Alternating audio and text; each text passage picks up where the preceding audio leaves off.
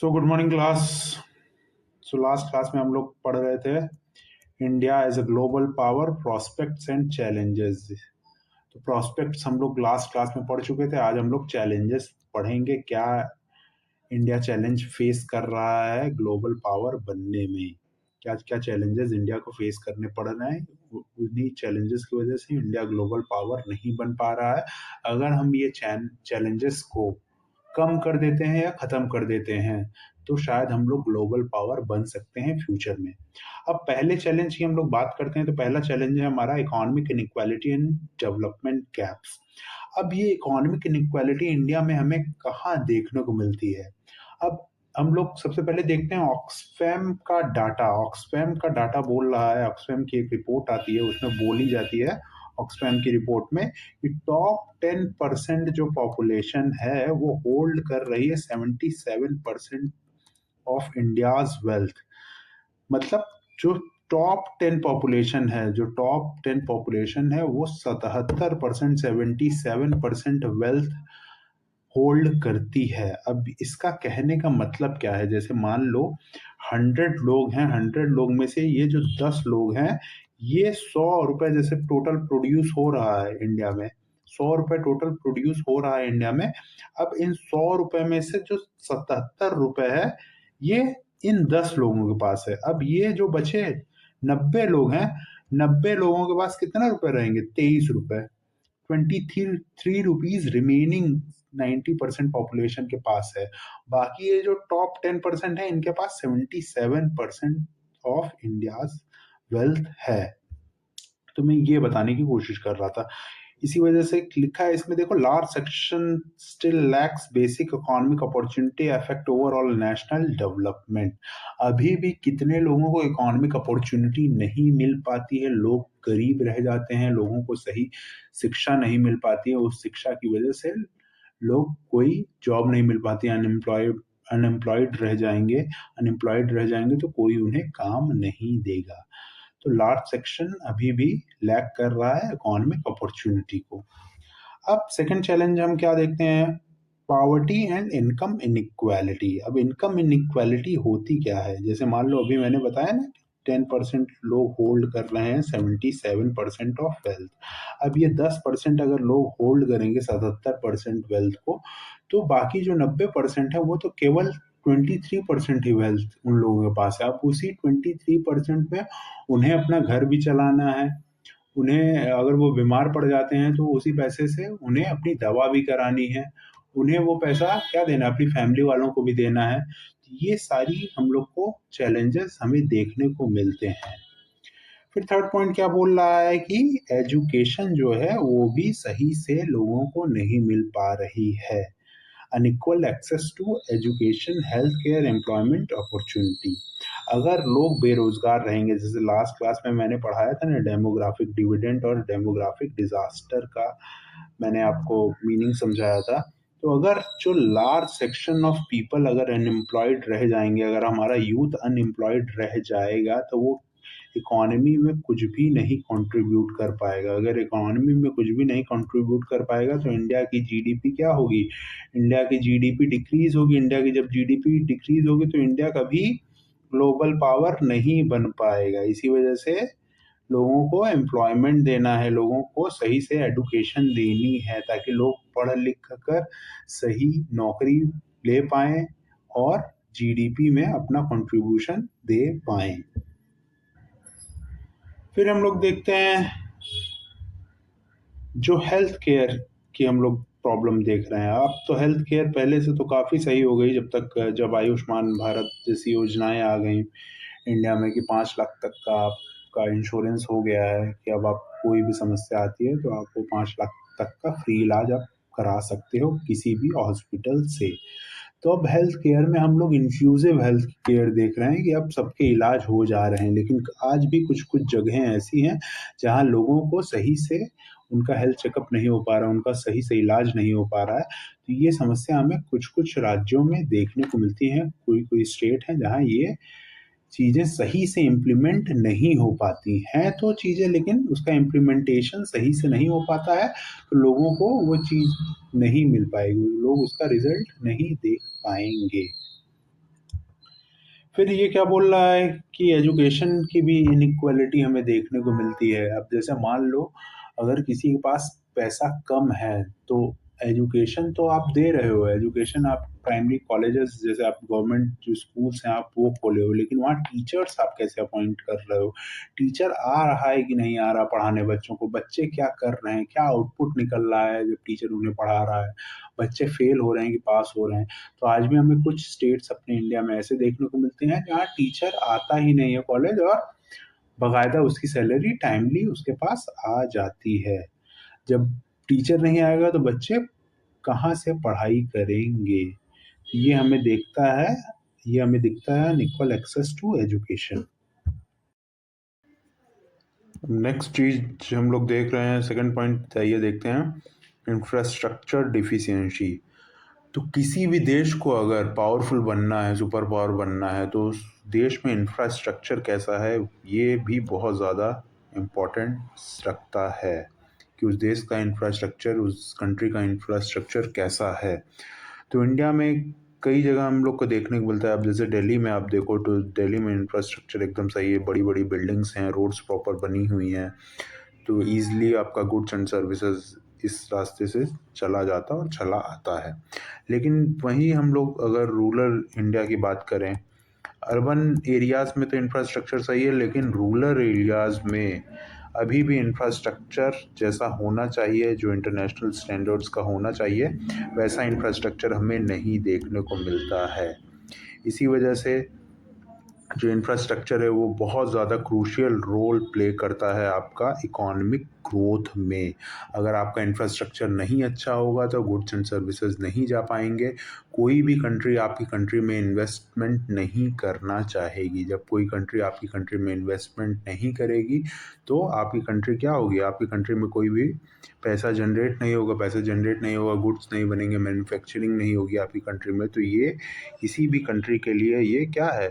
Loss है। किसी भी कंट्री के लिए लॉस है। फिर हम लोग दूसरा देखते हैं, इरेगुलर सप्लाई ऑफ इलेक्ट्रिसिटी। अब कहीं आप जैसे अर्बन एरिया में देखें तो अब दिल्ली में ही देखिए, यहाँ 24/7 बिजली रहती है, 24 घंटे बिजली रहती है, सातों दिन बिजली रहती है, इलेक्ट्रिसिटी रहती है। वहीं अगर आप रूरल इंडिया में चले जाएं तो ये जो इलेक्ट्रिसिटी की सप्लाई है वो कभी या तो आप 12 घंटे दिन में या 12 घंटे रात में रहेगी, या तो कहीं कहीं 7 आवर्स रहती है। तो ये भी बहुत बड़ा गैप हमें देखने को मिलता है अर्बन और रूरल इंडिया में, कि कहीं जो आपकी इलेक्ट्रिसिटी है वो 24 घंटे आ रही है, कहीं जो आपकी इलेक्ट्रिसिटी है वो केवल 12 घंटे ही आ रही है या नहीं आ रही है। तो जनरली जितनी फैक्ट्रीज आप देखे होंगे लगती हैं, जितनी भी फैक्ट्रीज वो रूरल एरियाज़ में ज़्यादा लगती है। तो अगर रूरल एरियाज़ में अगर वहाँ बिजली नहीं आएगी, वहाँ इलेक्ट्रिसिटी नहीं पहुँच पाएगी, तो वो कंपनी बेसिकली क्या ही मैन्युफैक्चरिंग कर पाएगी। तो ये भी चैलेंज हमें कैटर करना है। फिर थर्ड पॉइंट क्या बोल रहा है कि जो रैपिड अर्बनाइजेशन हो रहा है, जो आप लोगों को मैं पढ़ाया, माइग्रेशन, रिफ्यूजी क्राइसिस, कैसे लोग गांव से अपना विलेज छोड़ के शहर की ओर जा रहे हैं। अब शहर की ओर जा रहे हैं, अब आप दिल्ली का एग्जांपल ले लीजिए। दिल्ली की जो पॉपुलेशन डेंसिटी है वो सबसे हाईएस्ट पॉपुलेशन डेंसिटी है।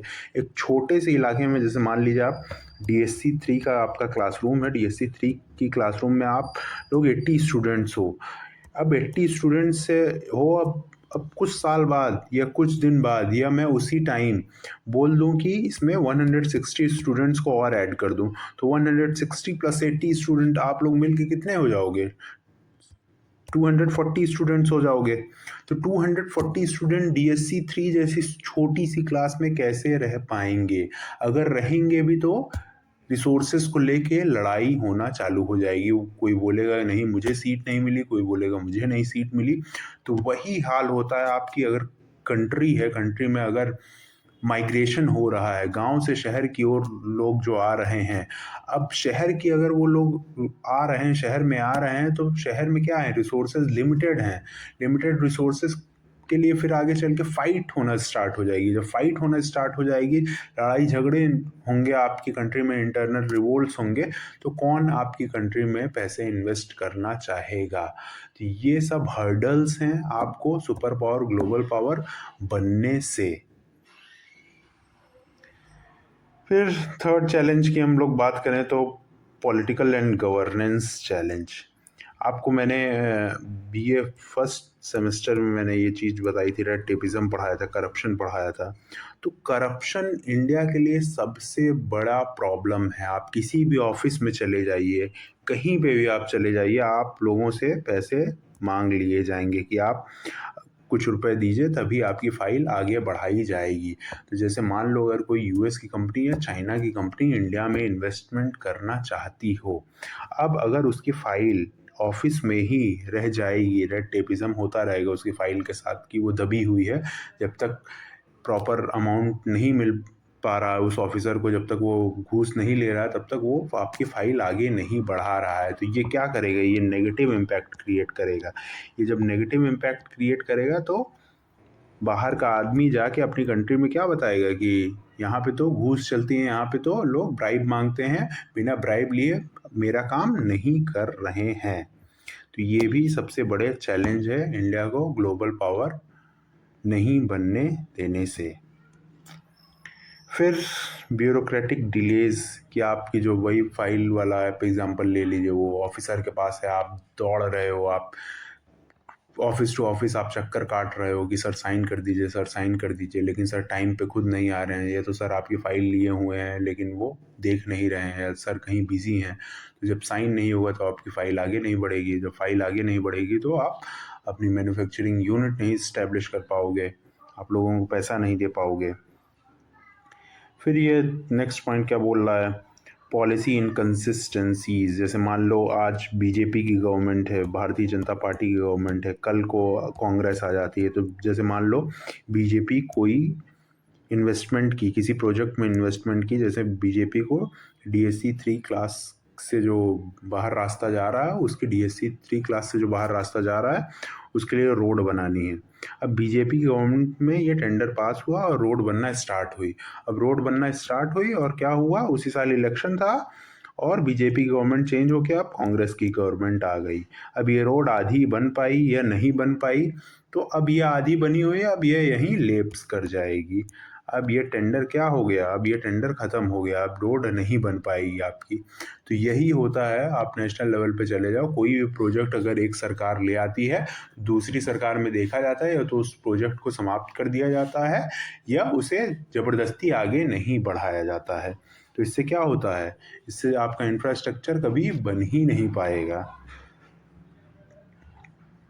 फिर जो भी लोग, जैसे मान लो मैं यूएस का सिटीज़न हूँ, मैं यूएस की में मेरी कंपनी है, मैं चाह रहा हूँ इंडिया में इन्वेस्टमेंट करना, तो मैं क्या, मैं एनडीए की गवर्नमेंट थी, बीजेपी की गवर्नमेंट थी, बीजेपी की गवर्नमेंट थी, तब मेरा उनसे मेमोरेंडम ऑफ अंडरस्टैंडिंग साइन हुआ कि मैं आपकी कंट्री में ये प्रोजेक्ट में ले आना चाहता हूँ। लेकिन क्या हुआ, इलेक्शन आया, बीजेपी की गवर्नमेंट अब चली गई, अब कांग्रेस की गवर्नमेंट आ गई, तो अब मुझे फिर से कांग्रेस की गवर्नमेंट के साथ अपने एमओयूज नए बनवाने होंगे, नए साइन करवाने होंगे।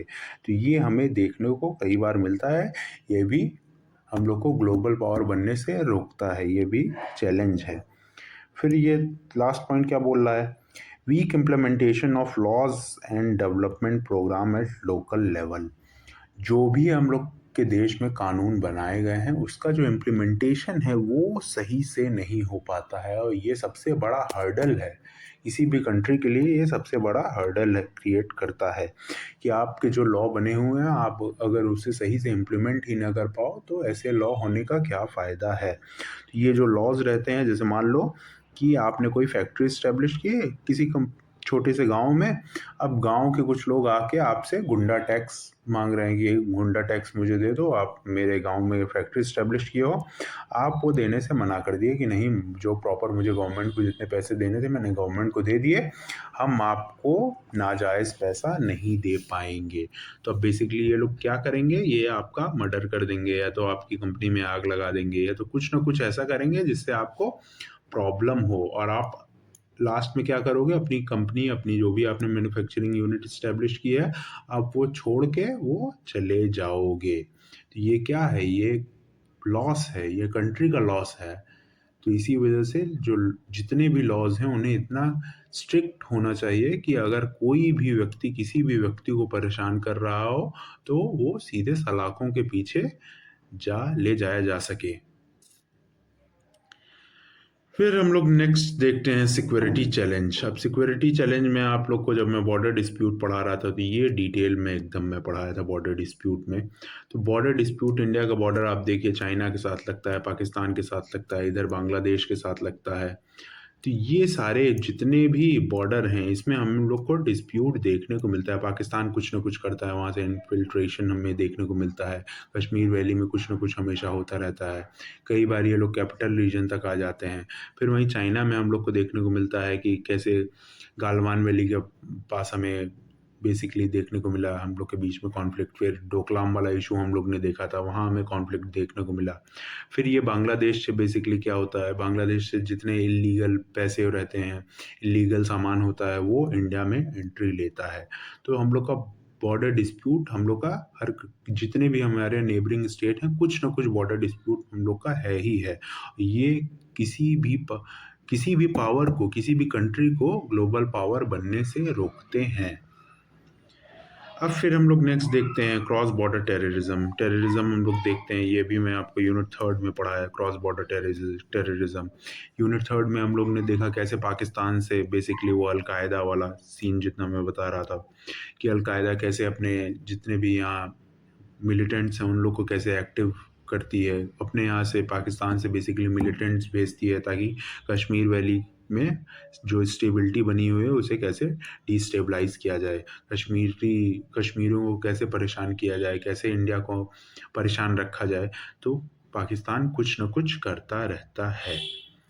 फिर last point, internal security such as insurgency, extremist movement etcetera. तो इंसर्जेंसी मैंने आपको यूनिट थर्ड में पढ़ाई थी। यूनिट थर्ड में मैं क्या बताया था कि कैसे आपके जो नॉर्थ ईस्ट वाला रीजन है वहाँ कैसी इंसर्जेंसी है।